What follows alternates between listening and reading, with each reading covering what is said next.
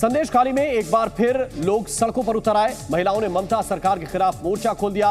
लाठी डंडे और झाड़ू लेकर महिलाओं ने पश्चिम बंगाल सरकार के खिलाफ आवाज बुलंद की और अपने साथ हुई नाइंसाफियों की कहानी बताई। महिलाएं इस कदर आक्रोशित हो गईं कि उन्होंने टीएमसी के एक स्थानीय नेता के घर पर धावा बोल दिया। आक्रोशित महिलाओं ने आरोप लगाया कि शाहजहां शेख की शह पर अजीत माइती ने लोगों की जमीनों पर कब्जा किया और महिलाओं का उत्पीड़न किया।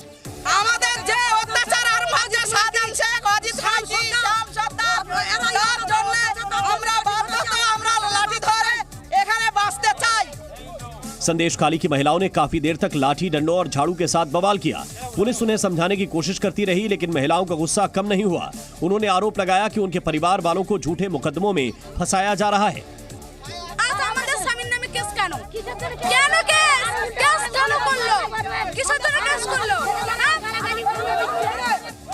दरअसल संदेश खाली के ग्रामीणों का आरोप है कि शाहजहां शेख के इशारे पर उनके खिलाफ केस दर्ज किए जा रहे हैं।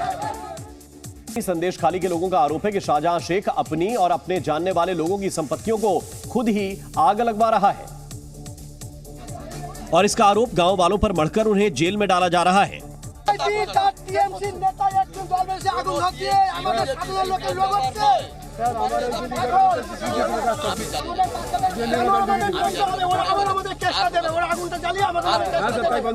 दरअसल आज कुछ लोगों ने शाहजहां शेख के करीबियों की एक झोपड़ी को आग के हवाले कर दिया।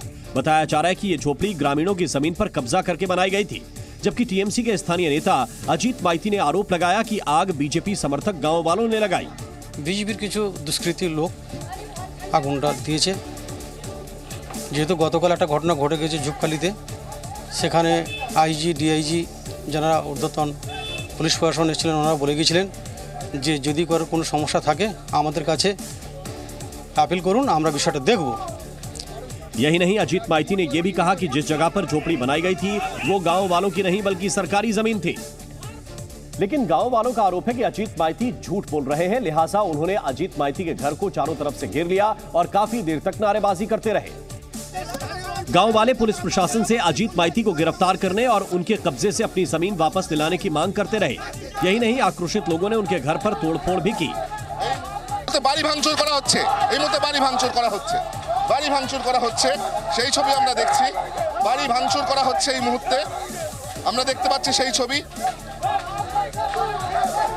এই মুহূর্তে যেখানে এডিজি সাউথ বেঙ্গল সরাসরি সেই ছবি দেখাবো। यही नहीं, बड़ी तादाद में लोग टीएमसी के स्थानीय नेता अजीत माइती के घर के अंदर घुस गए, जबकि महिलाओं ने उन्हें चप्पलों से पीटा।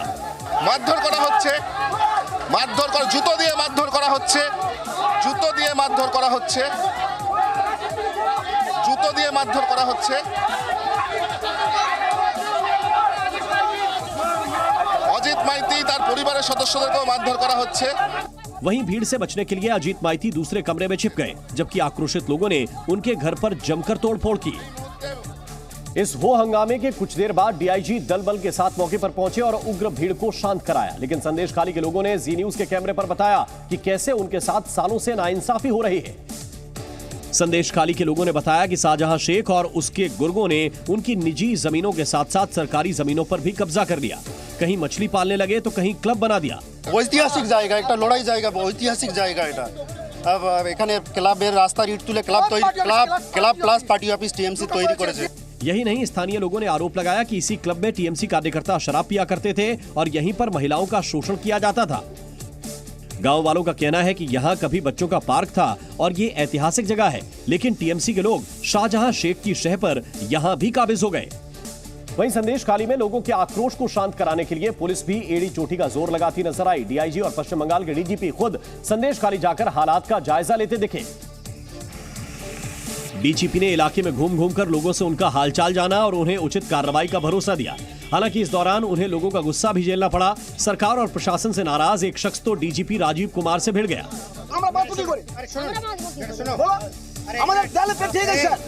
वहीं गांव वाले के सवालों से डीजीपी नाराज दिखे और कानून अपने हाथ में लेने पर उसे ही कार्रवाई की चेतावनी दी। কিন্তু যদি নিজের হাতে আইন নেন এখনই আমরা নিয়ে যাব। খুব পরিষ্কার করে কথাটা। আইনটা আমরা হাতে নেব কেন স্যার? বাস ঠিক আছে, নেব কেন? पश्चिम बंगाल पुलिस के डीजीपी राजीव कुमार ने संदेश खाली में पुलिस कैंप लगाने और लोगों की शिकायतें सुनने का आश्वासन दिया। लेकिन टीएमसी नेता और इस बवाल के मुख्य आरोपी शाहजहां शेख की गिरफ्तारी के सवाल से बचते नजर आए। वहीं संदेश खाली पर राजनीतिक घमासान एक बार फिर अपने चरम पर पहुंचता नजर आया। बीजेपी सांसद लॉकेट चटर्जी को संदेश खाली जाने से पहले ही कोलकाता पुलिस ने हिरासत में ले लिया। लॉकेट चटर्जी के नेतृत्व में बीजेपी महिला मोर्चा की 7 सदस्य आज सुबह संदेश खाली के लिए रवाना हुई थी, लेकिन पुलिस ने उन्हें भोजेर हाट में ही रोक दिया। पुलिस ने धारा 144 का हवाला दिया, जबकि लॉकेट चटर्जी का कहना था कि धारा 144 तो संदेश खाली में लागू है, फिर भोजेर हाट में उन्हें क्यों रोका गया। Section 144 is all valid in the around 500 meters of the following areas.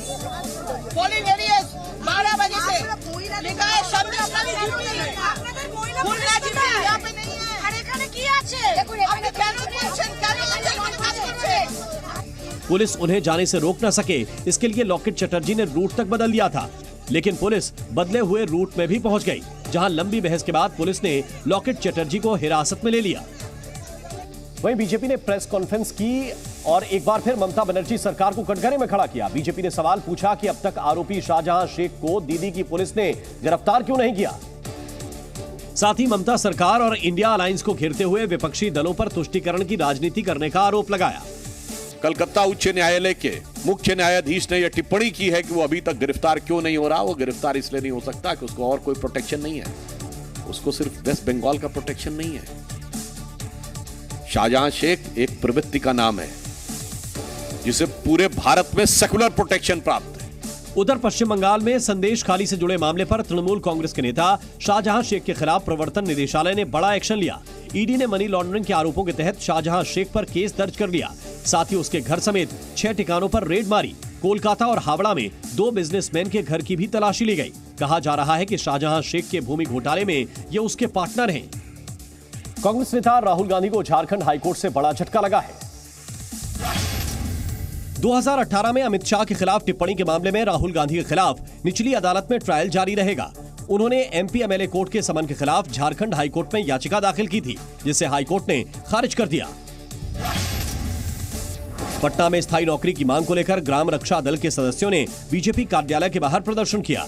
इस दौरान प्रदर्शनकारी उप मुख्यमंत्री सम्राट चौधरी और विजय सिन्हा से मुलाकात करना चाहते थे, लेकिन जब मुलाकात नहीं हुई तो वो उग्र हो गए। भीड़ को काबू करने के लिए पुलिस ने उन पर लाठीचार्ज कर दिया। तेलंगाना के सिकंदराबाद की विधायक लस्या नंदिता की सड़क हादसे में मौत हो गई। उनकी कार अनियंत्रित होकर डिवाइडर से टकरा गई। हादसे में उन्हें गंभीर चोटें लगीं और इलाज के दौरान उनकी मौत हो गई। लस्या नंदिता सिकंदराबाद कैंट से बीआरएस की विधायक थी। महाराष्ट्र के पूर्व मुख्यमंत्री और शिवसेना के वरिष्ठ नेता मनोहर जोशी का 86 साल की उम्र में निधन हो गया।